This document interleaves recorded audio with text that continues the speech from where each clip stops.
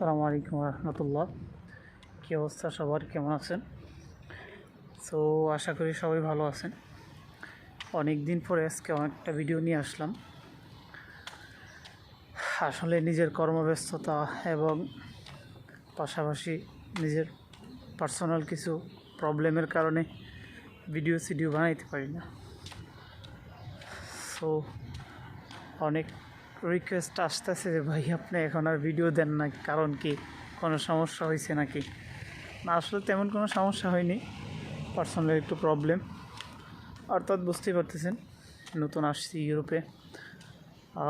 নতুন বলতে গেলে প্রায় 1 বছর চলে গেছে। এখন আবার নতুন পেপারস বানাইতে হবে। এখানে প্রতি বছরে পেপারস রিনিউ করতে হয় আর কি, বিশেষ করে ক্রোয়েশিয়াতে।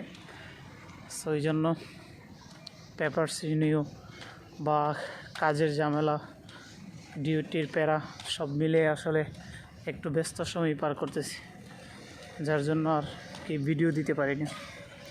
সো আজকের ভিডিওটা তাদের জন্য যারা আসলে ভাবতেছেন যে মিডল ইস্ট থেকে ইউরোপে আসবেন, তাদের জন্য আজকের ভিডিওটা।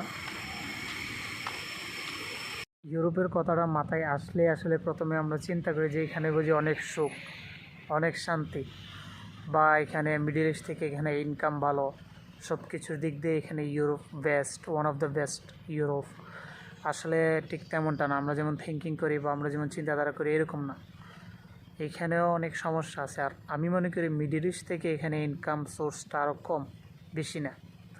তবে অনেকে আছে যারা ব্যবসা বাণিজ্য করে, এখানে এসে প্রতিষ্ঠিত হয়ে গেছে, অনেক দিন হয়েছে, অলরেডি সেটেলমেন্টের দিকে আগাচ্ছে, তাদের জন্য আসলে আলাদা একটা অপরচুনিটি কাজ করে আর কি।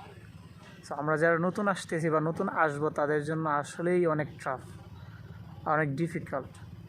সো যারা আসলে, আরেকটা সত্য কথা হচ্ছে, যারা মিডল ইস্ট থেকে আসে, প্রত্যেকটা প্রতিষ্ঠিত ব্যক্তি মিডল ইস্ট থেকে ইউরোপে আসে।